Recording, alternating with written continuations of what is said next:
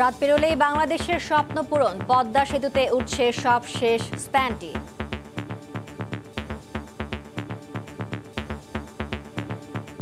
আমাদের শেষ একটি স্পেন বাকি রয়েছে, ইনশাল্লাহ আমাদের স্পেনটা উঠে গেলে আমাকে খুশি। একটা স্কিম আছে, এটা হয়ে গেলে 60-60 কোনো সমস্যা নাই। 6.15 কিলোমিটারের পুরো সেতু দাঁড়াবে 41 স্প্যানে। একটা মাইলস্টোন আমরা অর্জন করবো যখন 41টা বসে যাবে। দেখছিলেন প্রধান শিরোনাম। সন্ধ্যার সময় সঙ্গে আছি আমি ফারজানা মুমু। এবার অন্যান্য শীর্ষ সংবাদ।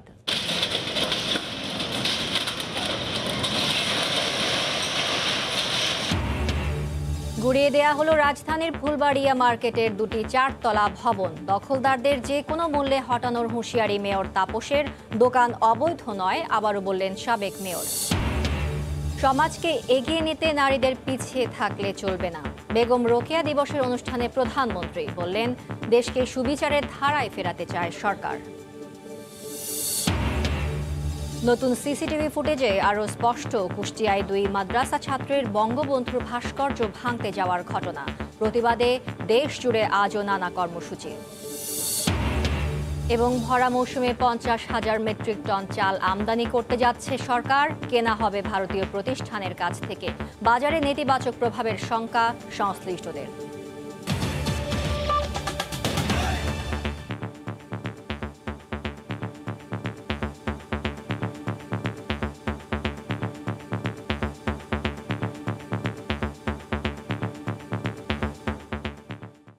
শুরুতেই পদ্মা সেতু প্রসঙ্গ।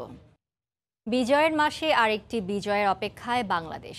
কুয়াশা বাধা হয়ে না দাঁড়ালে বহু আকাঙ্ক্ষিত এক যাত্রার অবসান হতে যাচ্ছে কাল। এরই মধ্যে নির্ধারিত পিলারের কাছে স্প্যান নিয়ে রওনা হয়েছে ক্রেন। সবকিছু ঠিক থাকলে কাল 41তম স্প্যান বসলে দৃশ্যমান হবে পুরো 6.15 কিলোমিটার সেতু। অপেক্ষায় পুরো জাতি, পদ্মার দুই পারের মানুষ। সাইফুল ইসলামের ছবিতে এহসান জুয়েলের রিপোর্ট। কুয়াশার ভোর কেটে সোনালি ডানার একটি সূর্যোদয়ের অপেক্ষা, যে যাত্রা শুরু হয়েছে এখন থেকে 3 বছর আগে 2017 সালের 30 সেপ্টেম্বর প্রথম স্প্যানটি বসানোর মাধ্যমে। সেই সেতুর মধ্যখানের এই দূরত্ব বলে দিচ্ছে আর মাত্র একটি স্প্যান। তারপর এপার ওপার দুই পারের মধ্যে ঘটবে মিলন। করোনার কারণে আনুষ্ঠানিকতা নেই, তবু এর মধ্যে মাওয়ার কুমারভোগ ইয়ার্ডে সাজিয়ে তোলা হয়েছে স্বপ্নের সেতুর সবশেষ স্প্যানটি। চায়না মেজর ব্রিজ কোম্পানি করছে সেতুর কাজ। স্পেনের দুই পাশে তাই বাংলাদেশ ও চীনের জাতীয় পতাকা সেটে দেওয়া হয়েছে।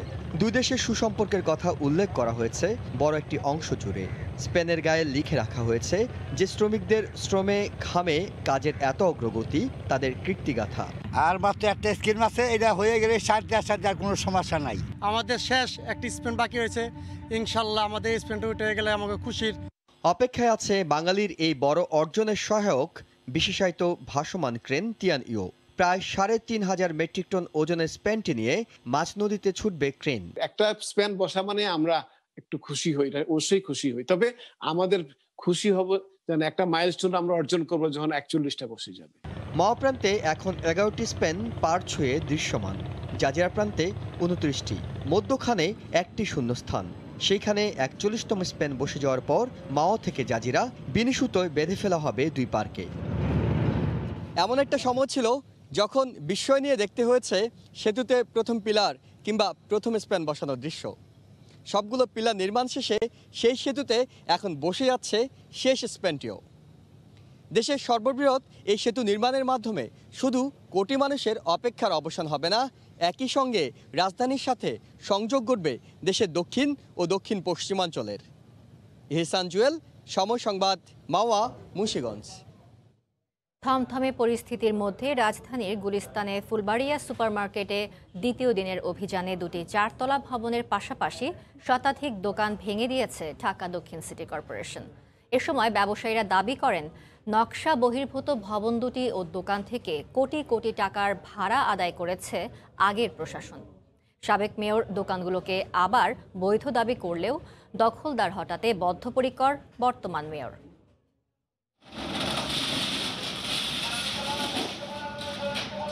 অবৈধ স্থাপনা উচ্ছেদের দ্বিতীয় দিন শুরুতে কড়া নিরাপত্তার মধ্যে দিয়ে গুড়িয়ে দেওয়া হয় রাজধানীর গুলিস্তানের ফুলবাড়িয়া সুপারমার্কেট 2-এর বাইরের অংশে থাকা দুটি চারতলা ভবন, যেখানে দুটিই ছিল নকশা বহির্ভূত। ব্যবসায়ীদের দাবি, ভবন দুটি থেকে কোটি কোটি টাকা ভাড়া আদায় করেছে আগের নগর প্রশাসন। মার্কেটের পার্কিং, টয়লেট কিংবা লিফটের জন্য বরাদ্দ রাখা জায়গাতেও অনিয়ম করে বসানো হয়েছিল অসংখ্য দোকান, যা এদিন হাতুড়ি দিয়ে গুড়িয়ে দেয় অভিযানকারীরা।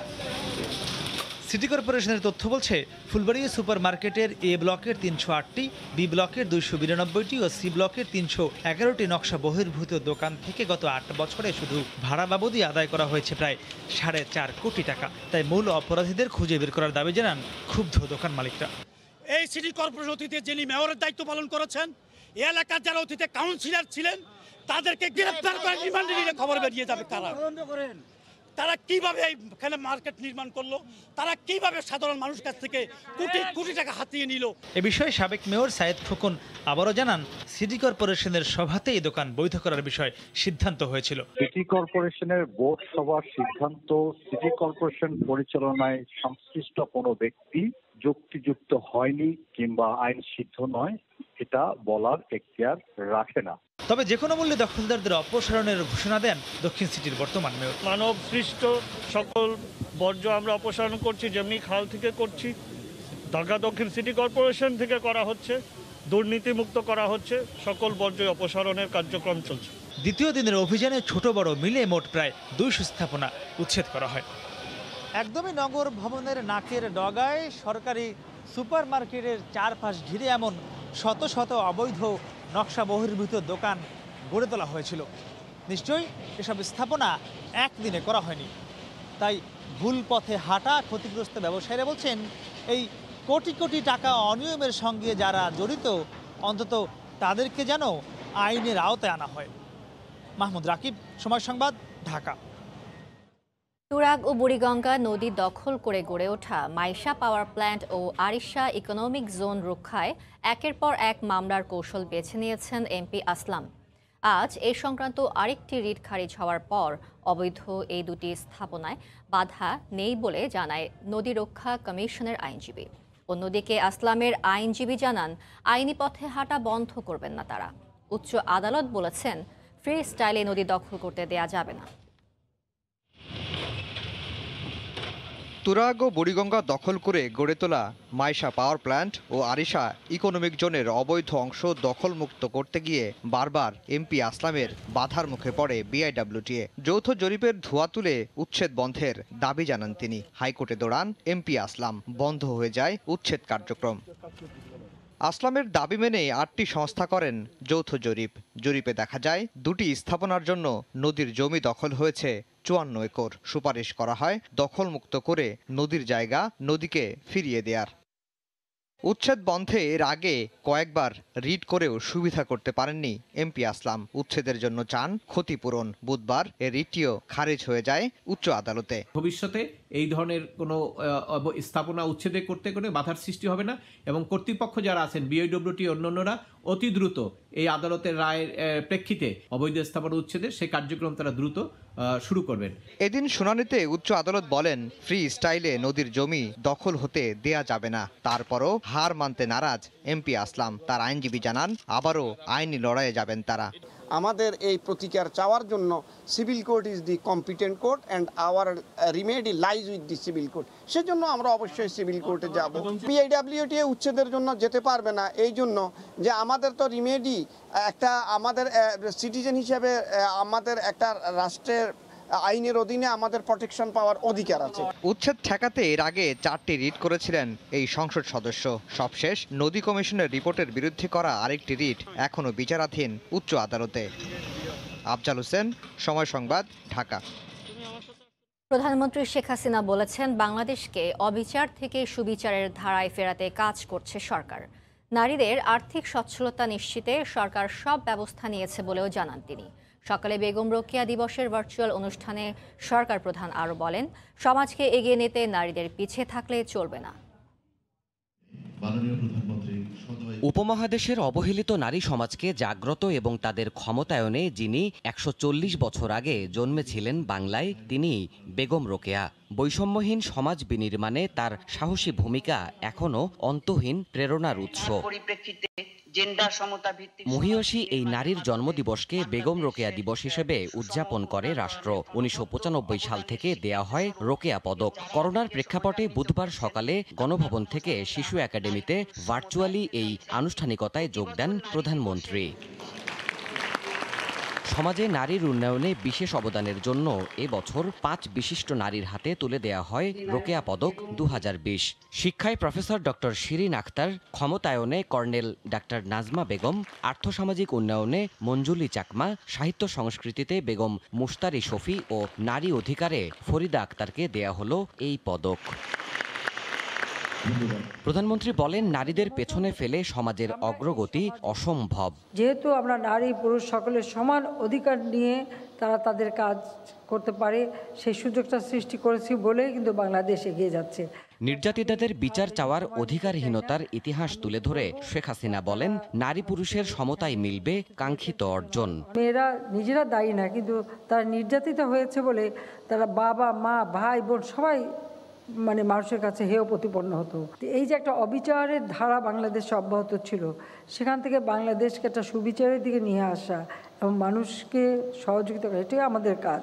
মহান মুক্তিযুদ্ধের মতো নারী পুরুষের সমান অংশগ্রহণে প্রতিটি সূচকেই দেশের নতুন বিজয় আসবে বলেও দৃঢ় প্রত্যয় ব্যক্ত করেন সরকার প্রধান। এই বিজয়ের পতাকা সমুন্নত থাকবে। দেবাশিস রায়, সময় সংবাদ, ঢাকা। যুক্তরাষ্ট্রে করোনা ভাইরাসের ভ্যাকসিন নিশ্চিত করতে একটি নির্বাহী আদেশে সই করেছেন মার্কিন প্রেসিডেন্ট ডোনাল্ড ট্রাম্প। এই আদেশ অনুযায়ী মার্কিন ওষুধ কোম্পানিগুলোর উদ্ভাবিত ভ্যাকসিন সরবরাহের ক্ষেত্রে যুক্তরাষ্ট্রের নাগরিকদের প্রাধান্য দিতে হবে। এদিকে ক্ষমতা গ্রহণের প্রথম ১০০ দিনে অন্তত ১০ কোটি মার্কিনকে করোনার টিকা দেওয়ার কথা জানিয়েছেন নবনির্বাচিত প্রেসিডেন্ট জো বাইডেন। বিস্তারিত হাসানুজ্জামান সাকির রিপোর্টে। যুক্তরাষ্ট্রে করোনা পরিস্থিতির ব্যাপক অবনতি হয়েছে। প্রতিদিন দেশটিতে লাখ লাখ মানুষ ভাইরাসে আক্রান্ত হচ্ছেন। লাফিয়ে লাফিয়ে বাড়ছে মৃত্যুর সংখ্যাও। এই অবস্থায় মঙ্গলবার হোয়াইট হাউসে করোনার ভ্যাকসিন বিষয়ে সংবাদ সম্মেলন করেন প্রেসিডেন্ট ডোনাল্ড ট্রাম্প। মার্কিন কোম্পানিগুলোর তৈরি করোনার ভ্যাকসিন বিশ্বব্যাপী বিতরণের আগে প্রথমেই যেন আমেরিকানদের কাছে পৌঁছায় তা নিশ্চিত করতেই একটি নির্বাহী আদেশে সই করেন তিনি। তার প্রশাসন ভ্যাকসিনের বিষয়ে অন্য দেশগুলোর সঙ্গে আলোচনা করছে বলেও জানান তিনি। Prioritizes the getting out of the vaccine to American citizens before sending it to other nations. এদিন নিজের স্বাস্থ্য এবং বিভিন্ন বিষয়ে দলের অবস্থান তুলে ধরেন নবনির্বাচিত মার্কিন প্রেসিডেন্ট জো বাইডেন। করোনা ঠেকাতে প্রয়োজনীয় সব ব্যবস্থা নেওয়ার কথা উল্লেখ করে বাইডেন বলেন, ৩ মাসে অন্তত ১০ কোটি মানুষকে টিকার আওতায় আনবে তার প্রশাসন। And they're going to be ready on day one to spare not a single effort to get this pandemic under control so we can get back to work. এদিকে বৃহস্পতিবার ফাইজার বায়োএনটেকের তৈরি করোনার ভ্যাকসিন যুক্তরাষ্ট্রের জরুরি অনুমোদনের বিষয়ে বৈঠকে বসার কথা রয়েছে মার্কিন খাদ্য ও ওষুধ প্রশাসন FDA-র। হাসানুজ্জামান সাকি, সময় সংবাদ, নিউ ইয়র্ক। এদিকে বঙ্গবন্ধুর ভাস্কর্য ভাঙার প্রতিবাদে নানা কর্মসূচিতে আজও রাজধানীতে সোচ্চার ছিল বিভিন্ন পেশাজীবী সংগঠন। এ সময় তারা নৈরাজ্যকারীদের বিচারের সম্মুখীন করার দাবি জানান।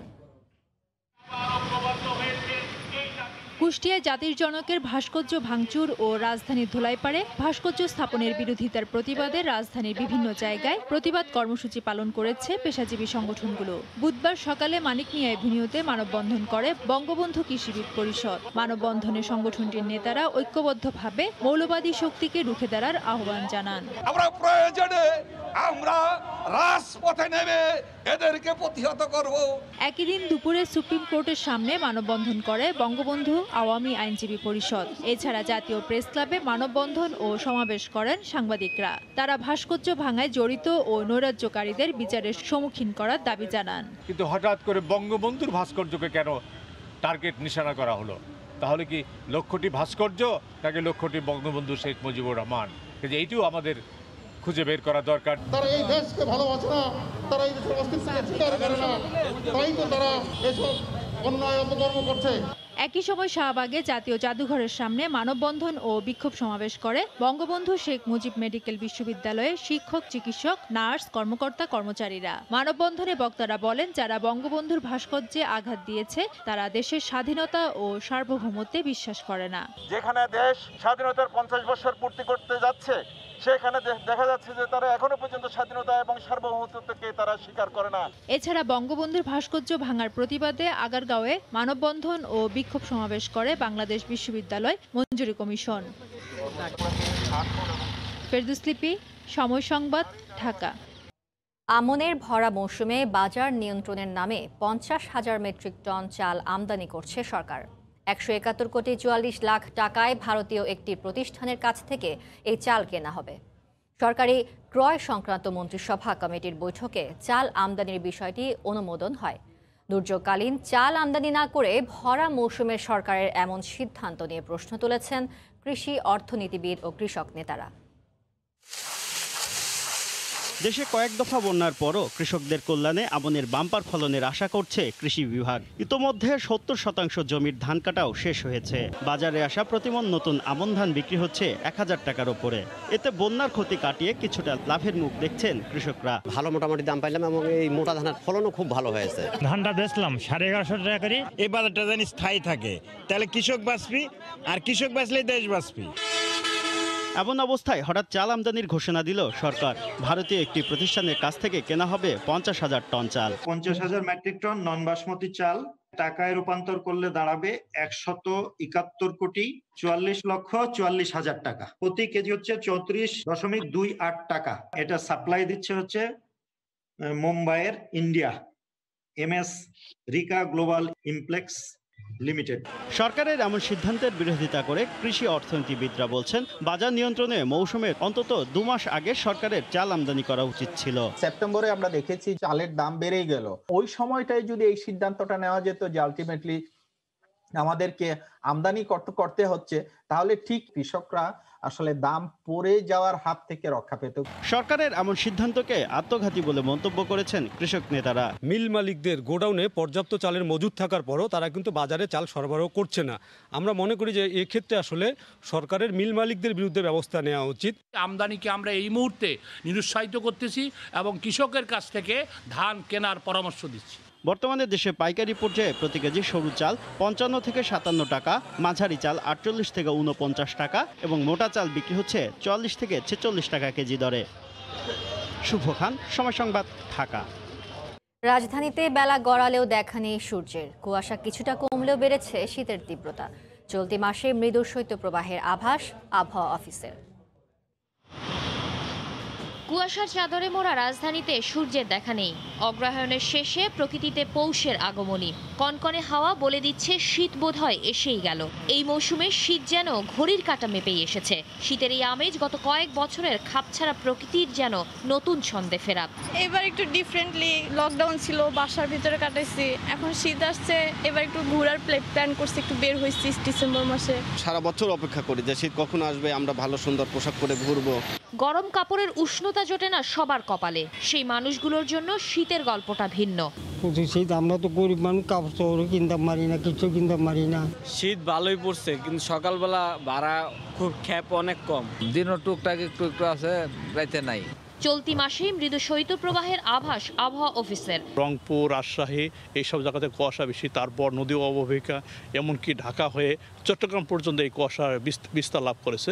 বর্তমান যে কুয়াশাটা আছে এটা কম বেশি আরও 2 থেকে 3 দিন কন্টিনিউ করবে। তবে এই কুয়াশার সঙ্গে দূষণযুক্ত হয়ে ঢাকার বাতাসকে ভারী করে তুলেছে। সেই সঙ্গে বাড়াচ্ছে মহামারীকালে সংক্রমণ আরও বাড়ার শঙ্কা।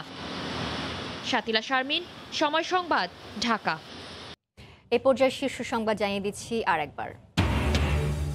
রাত পেরোলেই বাংলাদেশের স্বপ্ন পূরণ। পদ্মা সেতুতে উঠছে সবশেষ স্প্যানটি। 6.15 কিলোমিটারের পুরো সেতু দাঁড়াবে 41 স্প্যান।